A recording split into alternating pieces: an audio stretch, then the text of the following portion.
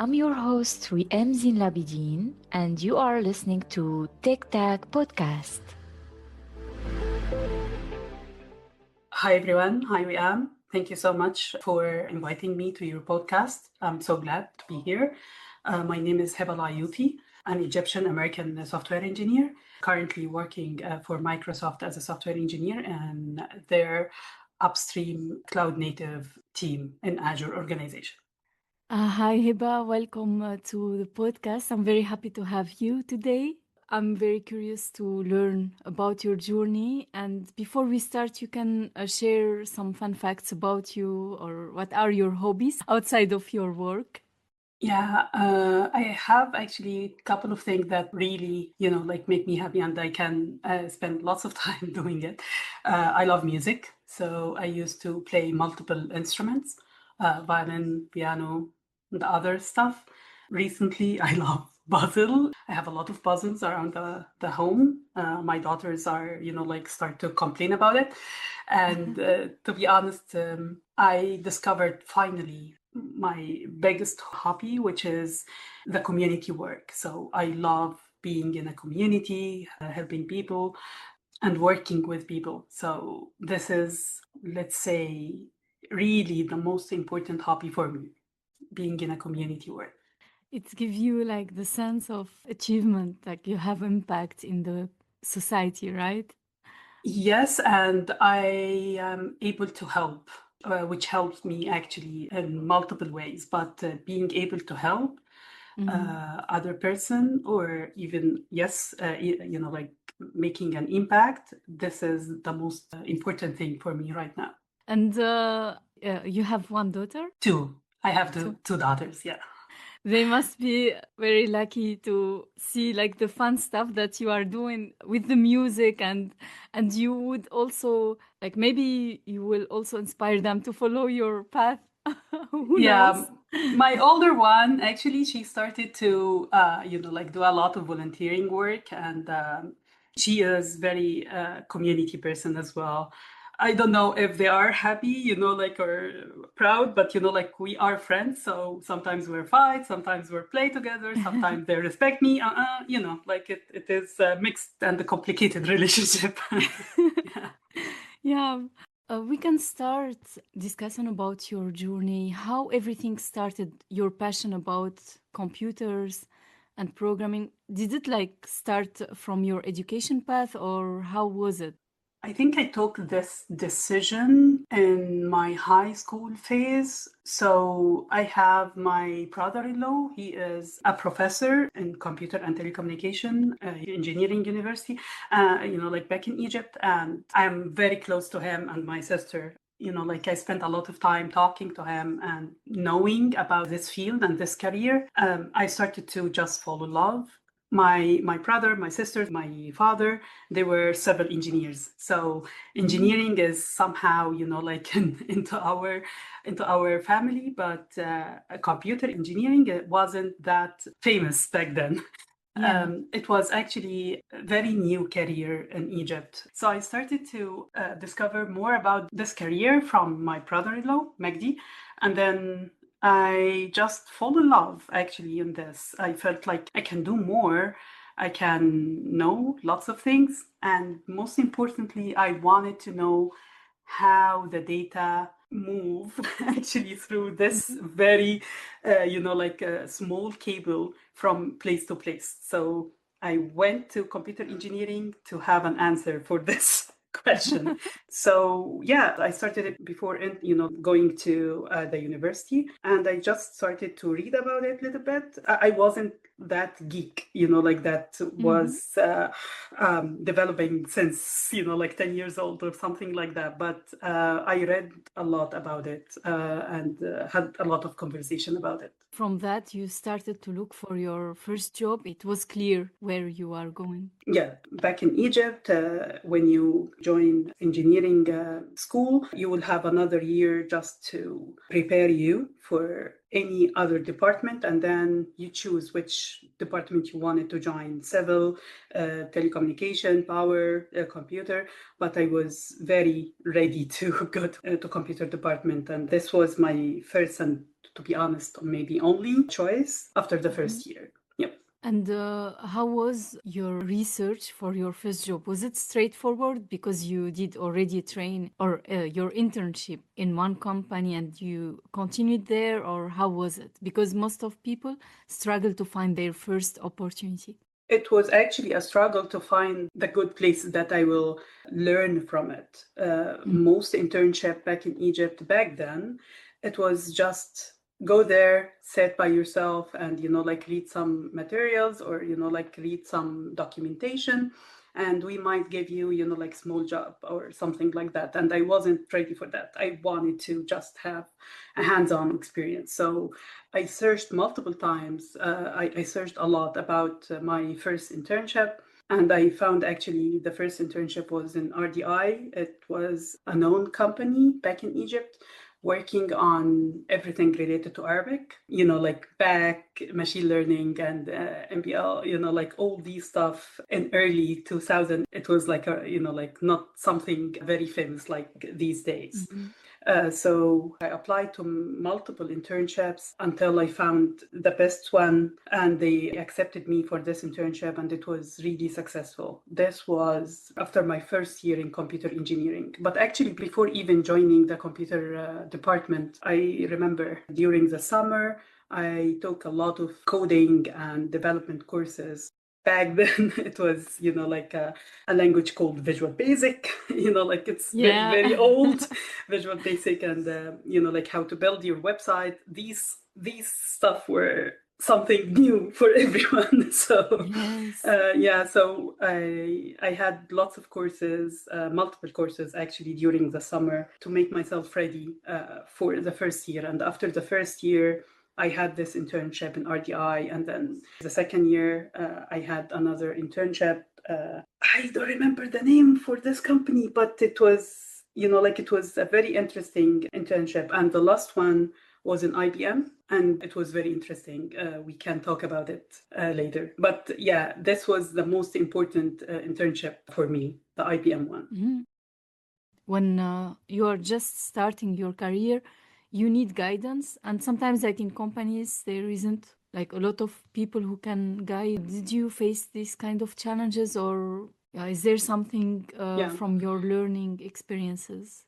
Yeah, to be honest, you're right. The most important and difficult thing is to find a mentor. In these companies, they expect you to just, like learn by yourself. Most of them, they are not assigning like specific mentor for you. Sometimes even if they assign a mentor for you, they don't know what to do, because not every good engineer can do mentoring as well. Yes, they have the knowledge. They might be one of the best, but they don't know how to share this knowledge, how to guide you step by step, especially for a student who doesn't know anything.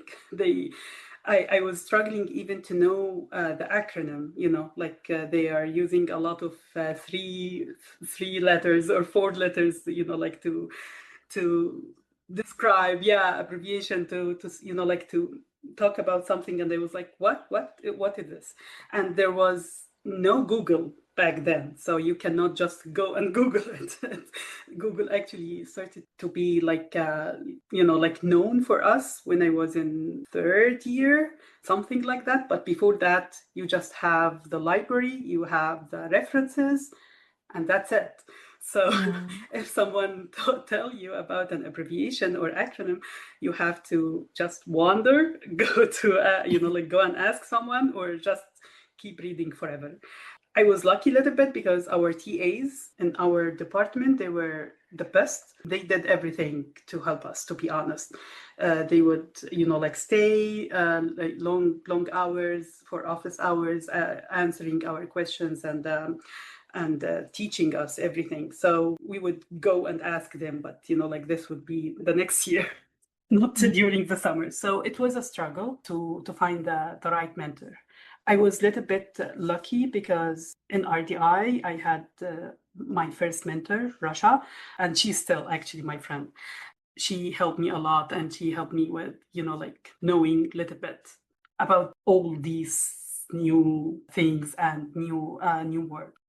Actually, this is why currently in my position, when we have an intern, I'm doing my best to not only giving them the resources and that's it. It's like go and learn by yourself, but teaching them how to make a plan or maybe making a plan with them, giving them, like these resources step by step and giving them the opportunity to have lots of hands-on and giving them the opportunity to ask and making like office hours or having an open channel with them to ask lots of questions and encourage them to ask. Yes, we need them to work hard so they know how to do this by themselves in the future. But in the beginning, you just tell them how to discover what they don't know. Yeah, and they need that. Yep. It's like a facilitator. It's like a teacher. You need to not only to be a good software engineer, but how to really teach others. Otherwise, like everything will just stop by you. You won't have new folks, new generation to help you growing yourself before even they grow their career. Yeah. And like, how was your experience in IBM? I am curious about it. You mentioned earlier. Yeah, so it started actually as any other internship, just, like giving me lots of materials to read and, like introduce me to multiple teams to know how they are working and, like what's a different type of product they have. But that wasn't satisfied. Like I wasn't satisfied, to be honest. I felt like, no, I can gain more from this opportunity.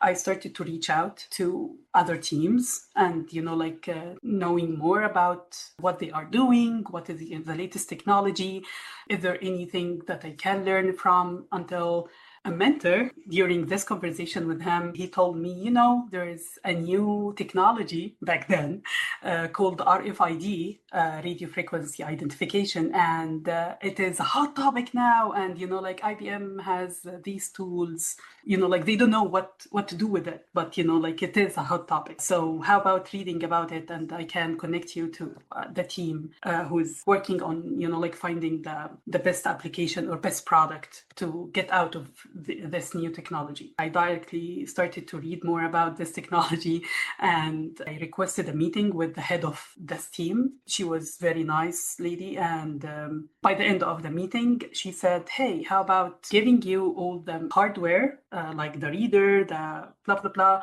and we can sponsor your graduation project if you come up with an idea out of this hardware. So it was a very interesting meeting and I was so happy. I called my friends and it's like, hey, we need to come up with a couple of ideas for that. And actually, yes, it happened by the end of it. We had a very good demonstration for this hardware. We had like the e-passport using RFID and the e-healthcare as well.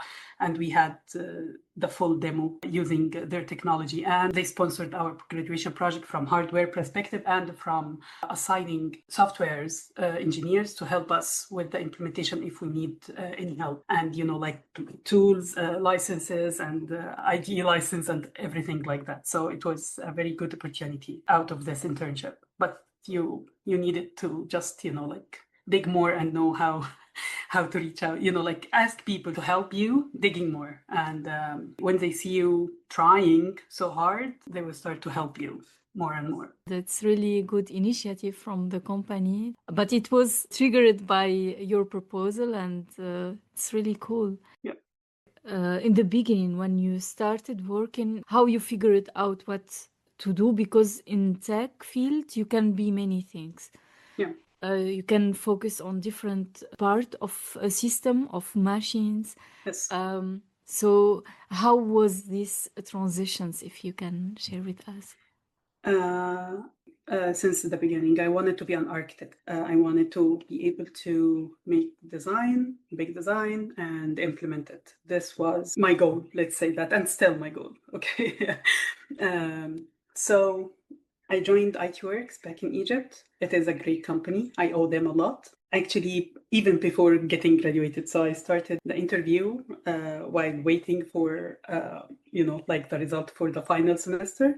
And they accepted me, they got me an offer. So I remember the day that I really graduated, and I brought them candies and, like some sweets because, I graduated.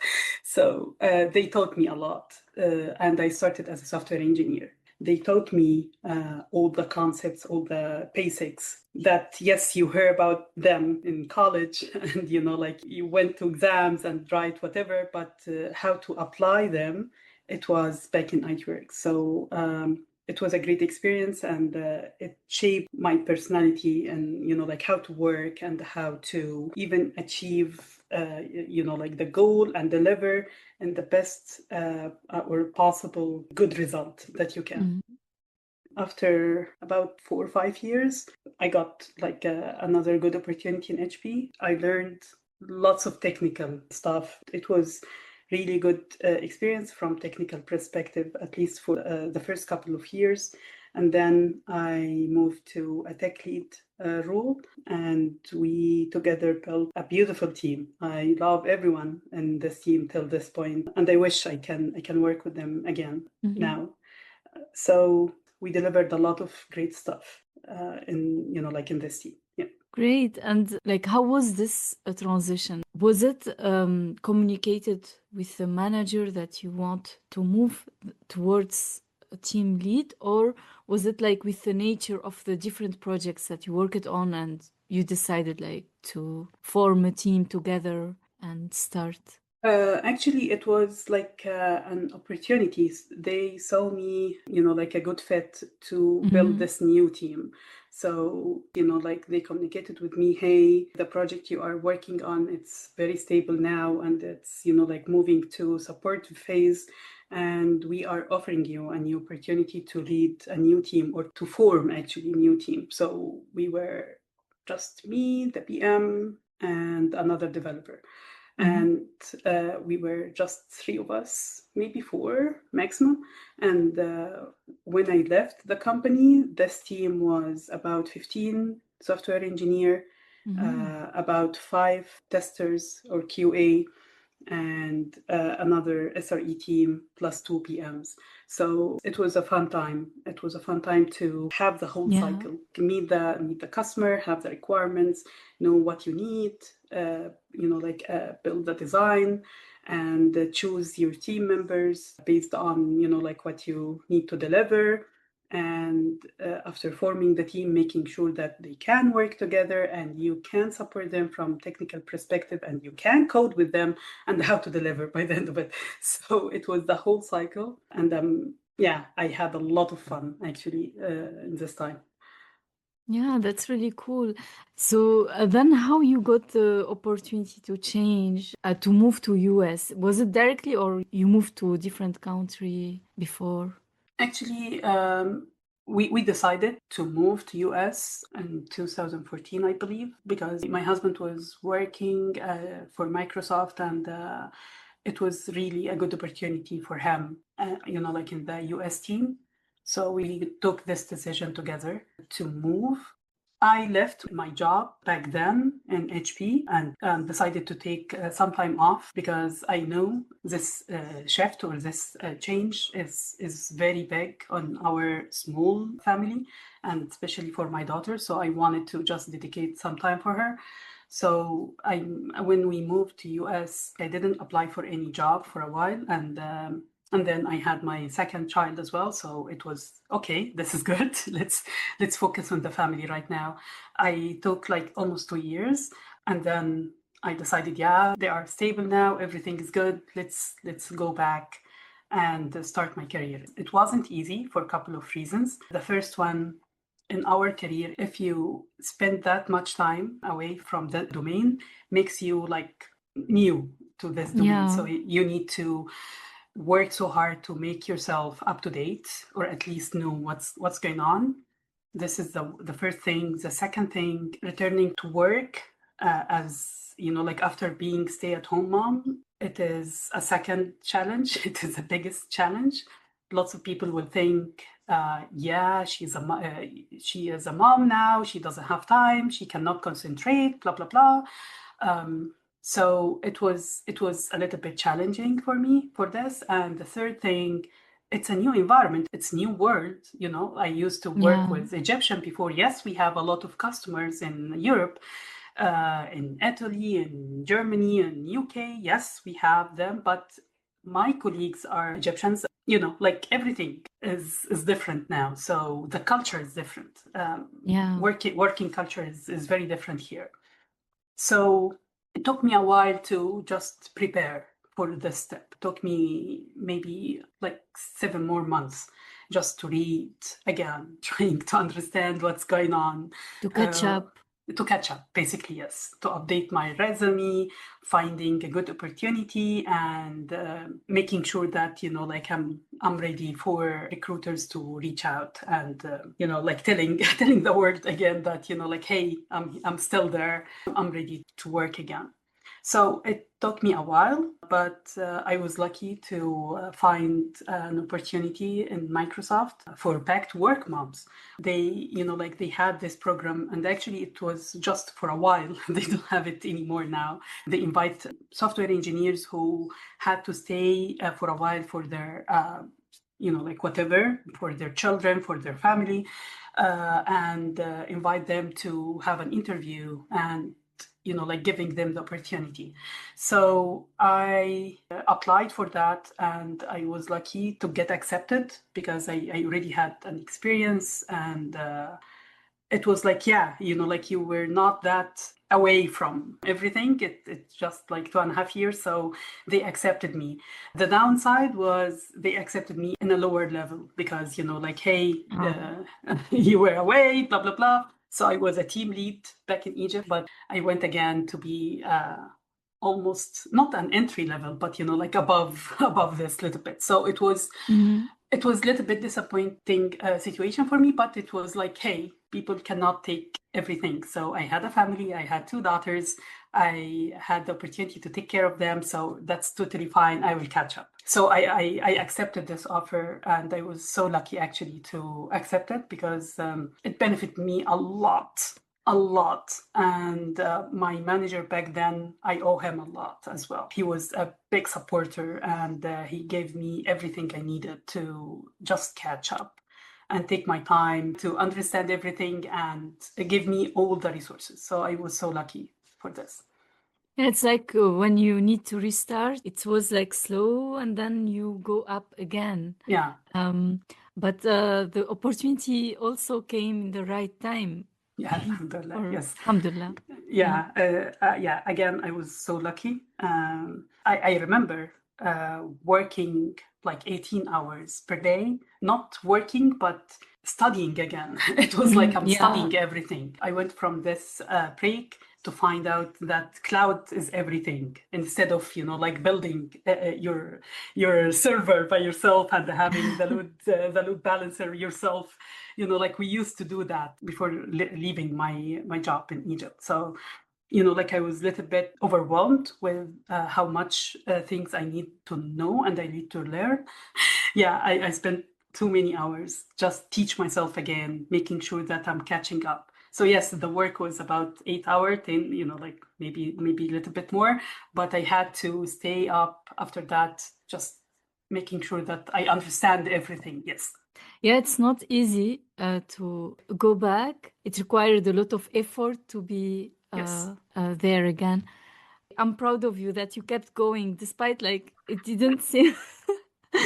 It wasn't easy, to be honest, because it was not only about being away for a while. For me, it was like shifting career because I was Java developer all this time, as you call it now, full stack. I don't believe in that. I believe software engineer as a software engineer, they should know everything about the process, not only front end or back end or something like that. And by the end of it, I was a tech lead as well. So this is a career. When I joined Microsoft, I found myself in a position that I should know everything about cloud. And I didn't know anything about cloud. And I needed to learn new programming languages like Python, C Sharp, and Go. I didn't know any of these languages. And also, the first team I joined in Microsoft, it was customer facing. It has a huge chunk of it customer facing. So we're, sitting with the customer, know everything they want to give them the best architecture ever to move to cloud, to move to Microsoft Cloud. So I needed to be very, very good in cloud to be able to put the architecture together. I don't know anything about that. So it was like shifting career. Yes, my experience counts, but it's not the hot topic anymore. It is just one checklist. It's like, yeah, she knows Java. That's it. So yeah, the shift, the transition was very hard. Yeah. So yeah, I started by learning new languages and then spent a lot of time learning what is the cloud to begin with, what all the new acronyms, the new definitions, and then I got introduced to Kubernetes back then. It was a new project. It was like 2 years open source, something like that. And I just fall in love in this. So I decided, okay, I need to learn everything about this project, which is a distributed system project. So it's everything we've learned in school. So this was on top of everything. So I had to learn everything for cloud, for my job, and learn new languages also for my job. And at the same time, I couldn't resist myself on digging more on this project and knowing everything about this project. So yeah, it was a chaos, but a good chaos, to be honest. When I look back now, it was an essential time for me to to go through this, which is everything new. Yes, you have experience, but just forget about it. You consider yourself as you don't have any. Back then, yes, it doesn't mean anything that I have this experience, but after, you started to understand lots of things, all my experience went back to the game and helped me a lot, which was a huge lesson for me as well. There is a challenge when someone becomes senior, for example. It's very difficult for them to start as a beginner into something, a specific thing. It Yes. doesn't mean that they stopped from being senior. They are senior, but they need to grow into something else. It will be an addition to their skills. Yeah. To be honest, I feel this experience broke my ego, and I needed this. So yes, I was a tech lead, right? I was in a very good position, and I felt like, yeah, I achieved this.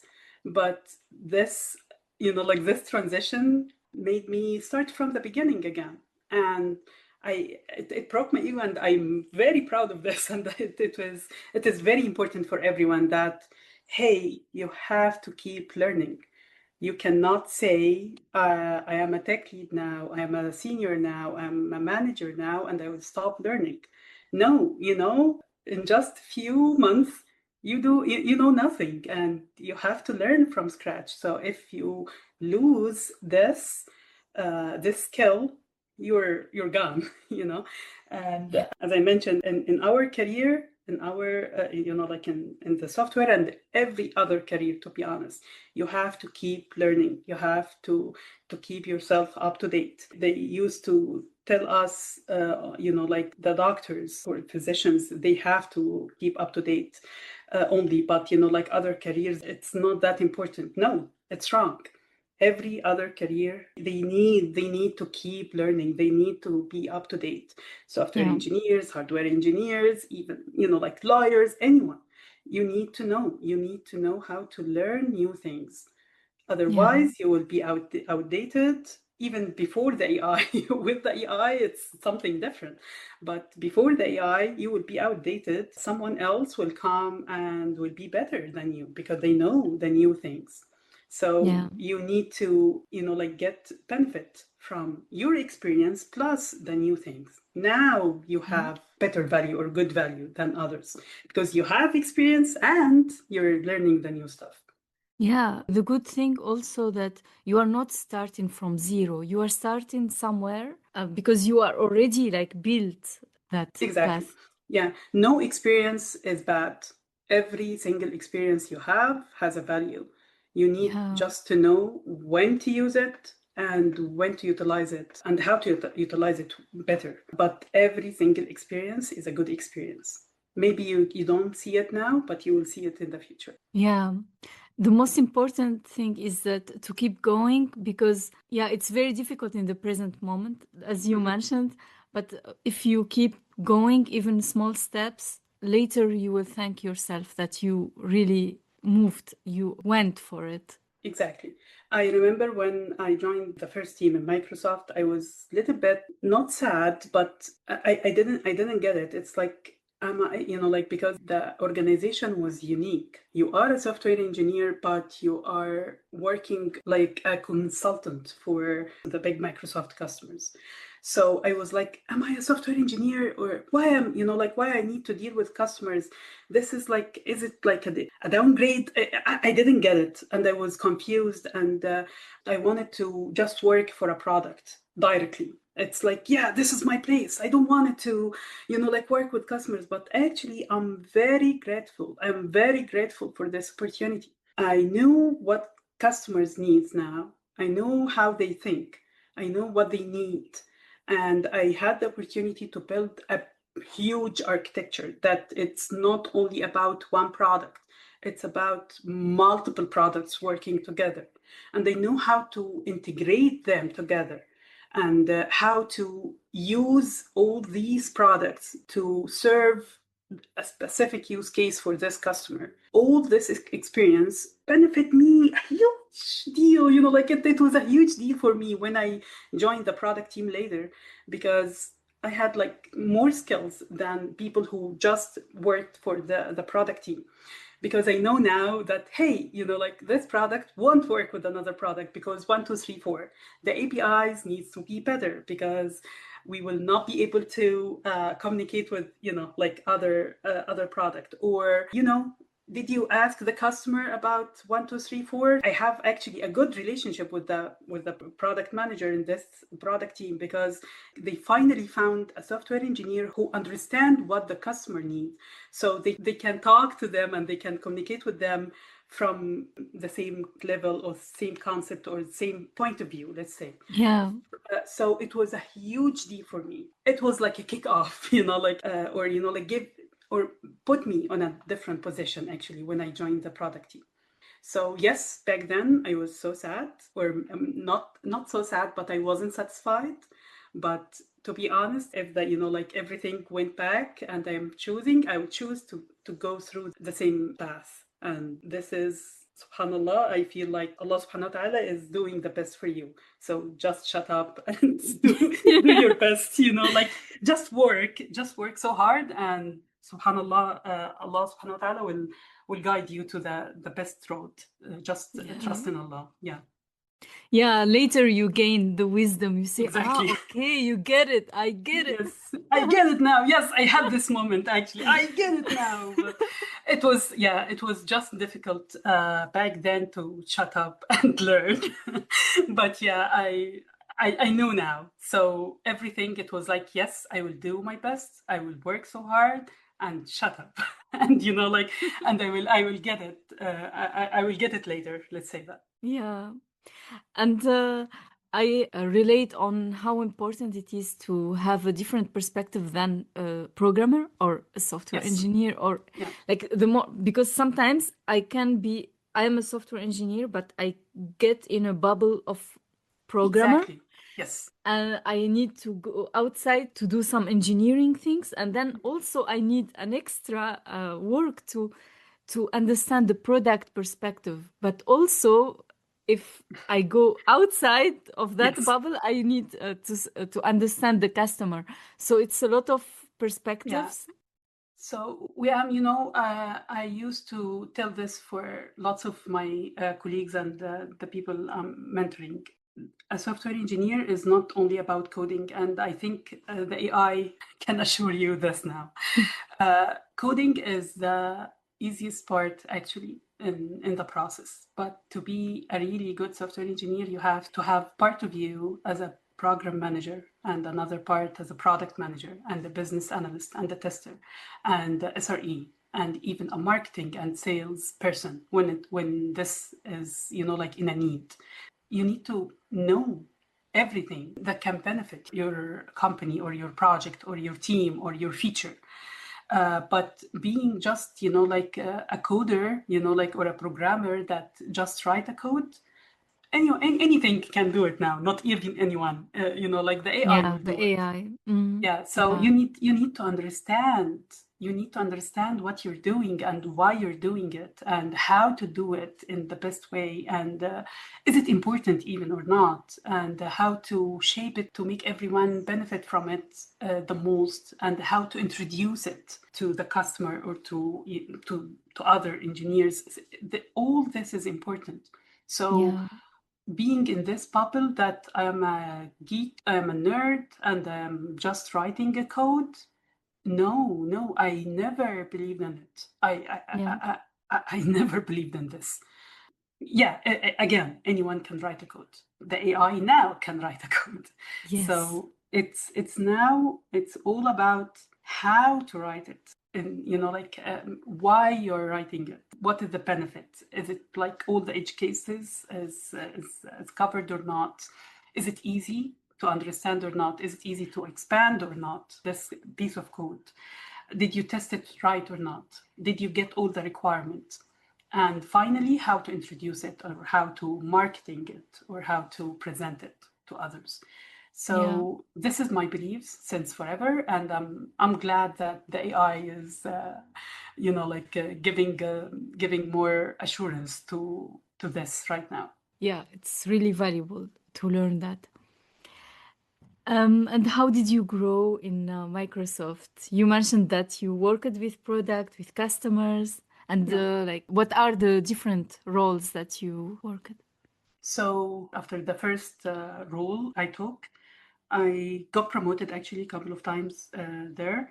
And then I mentioned that I fall in love in this distributed system project. It was an open source, so it was a good opportunity for me to learn because everything is open to everyone. I started to teach myself this product or this project, and then I found an opportunity to contribute to the open source. So I started with the release team, which is, like just they need people to make sure that every release is going well. All the, like it's some sort of product manager.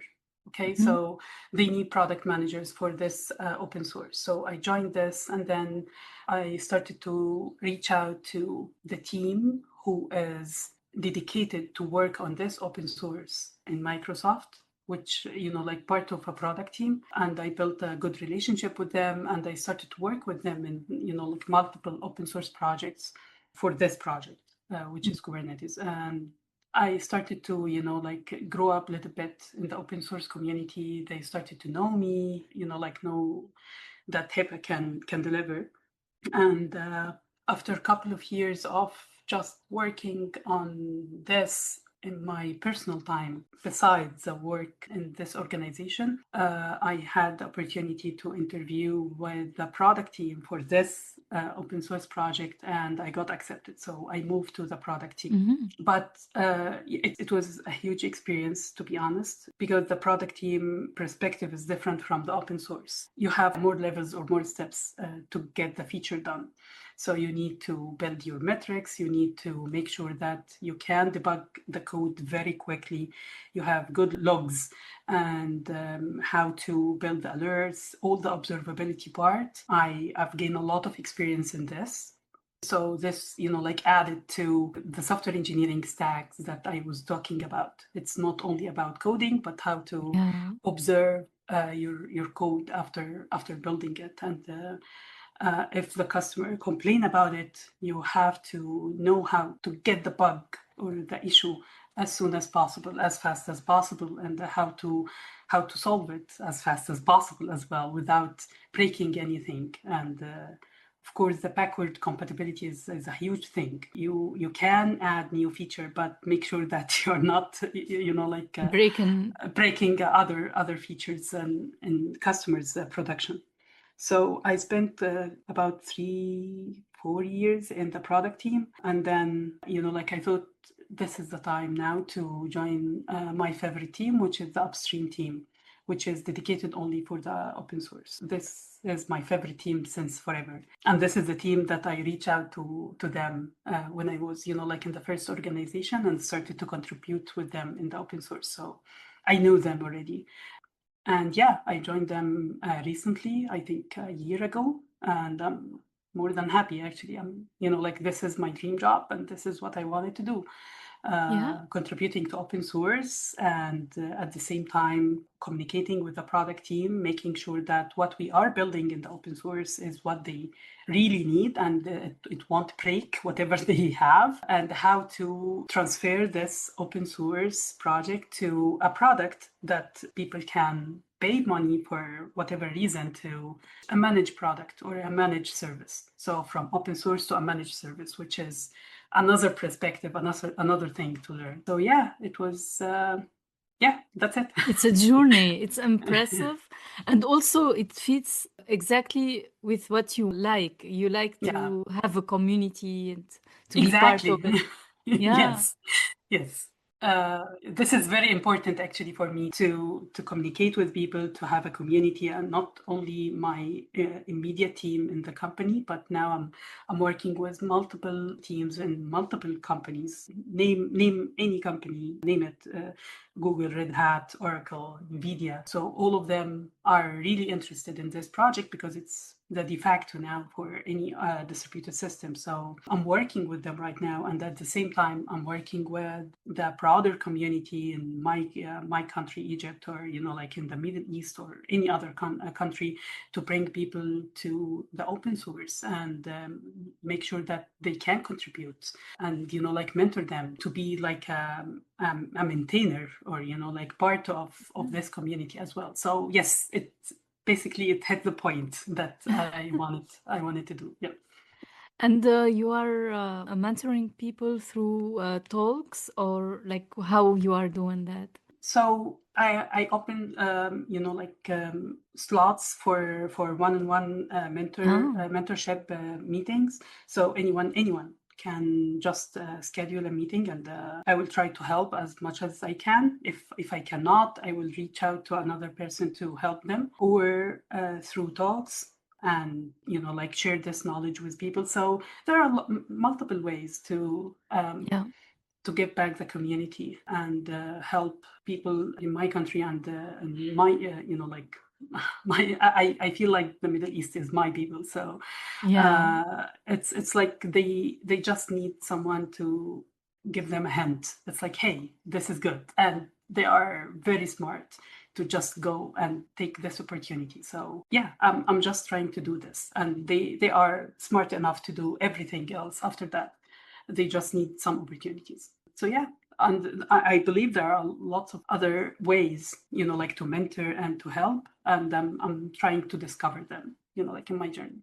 That's really cool. And also you have a blog post, you post articles, and I imagine also you also have talks in KubeConf and other conferences, right? Yes. As I mentioned before, even joined the product team, I started to contribute to the open source. So they gave me a couple of opportunities to have talks and speaking sessions in KubeCon. KubeCon is the conference that is dedicated to everything cloud native. It happens multiple times per year, one in North America, another one in Europe. Now they have another one in India and China as well. Hopefully one day we will have one in Middle East as well. So it is a huge gathering for anyone who is using the open source or the managed services in any other cloud. And every company, like startups or other companies that, have a product that built on top of Kubernetes or related to Kubernetes or cloud native in general. So I had the opportunity to speak in 2022 in the keynote and in another sessions. And then in 2023, I had a couple of sessions scheduled, but got canceled for a couple of reasons. And then I went recall. back. Yeah, it was a huge fight. But anyway,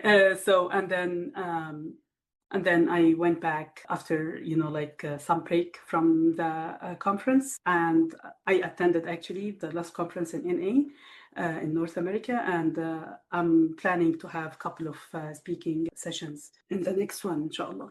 Inshallah. I have to say that I'm proud of you and keep up your good work.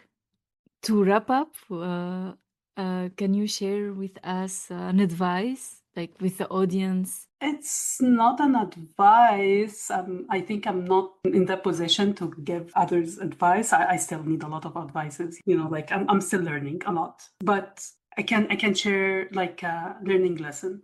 One of the learning lessons that I know through this time is how important it is to have broader connections. So you need to have a lot of connections in our career and any other career, but in our career, it is essential now. And how to demonstrate how good you are in, in a hands-on way. And I couldn't find better way to do both more than contributing to open source. Any open source project, especially if it is a big project, it gives you a lot of connections with other people all around the world in many different companies.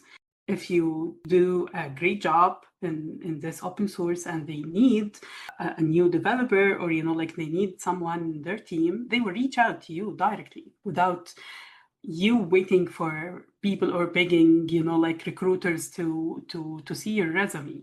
It's like your resume is an open source as well, because everyone knows how capable you are. And at the same time, you have your code, you have your expertise. It's open for anyone to see. It's like, hey, I can write a code, I can write a production ready code, and it is here. Go and see it. You don't need to talk a lot about how experienced you are or how good you are, because you're already showing them a showcase, like a live showcase. So, and you're learning a lot actually from working on community like that, from technical perspective and from other perspectives as well. It is very important. And to be honest, from other side, it is essential to have representation. For me, for example, as a woman, as a Middle Eastern, as a Muslim, as a hijabi woman. So it is very important, and it is essential. If it was essential in the past, now it is a must, to be honest. It should be part of our daily life, how to represent ourselves in general in these communities. We let them know how smart we are, how good we are, and how good people we are, right? It is really essential. I cannot stress on this enough. So this is the advice, or the lesson that I've learned. And again, I think we already mentioned that, but any experience is a good experience. Don't stick with specific thing that it's not a good fit for me. No, just start, and you will gain an experience, and it will just build up on top of each other. So just work so hard, work as much as you can, as hard as you can, and leave the result to Allah subhanahu wa ta'ala, and you will gain what you deserve by the end of it. Just work. Yes. Yeah. That's really great advice. And the open source, also many companies are using that, so your name will be known, like in some way. Maybe if someone opens an issue and you solve it or something, it's really powerful contribution to this community. Exactly, especially for the fresh grad or even students. It's the best place for them to learn and to gain connections and to gain reputation, build their resume.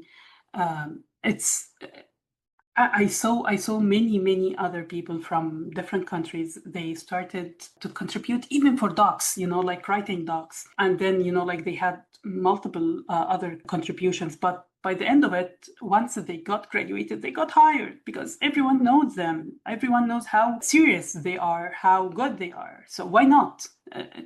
Of course, they have more privilege than someone who doesn't, put a lot of effort in that. So just try, and it will be just like a hobby. You have sometimes to learn something, or get something done, and voila, you have something new in your resume and in your GitHub profile as well. Yeah, you're right. Thank you for your time. I really appreciate this conversation. I got inspired by you, and I'm very proud of you. Thank you so much. Thank you, Yam, for this opportunity. Really appreciate it. My pleasure. Have a nice day. I'm looking forward to our next episode with a new guest and new inspiring story. Until then, stay safe and stay tuned to our next episode. Tic Tac, tackle the inspiration.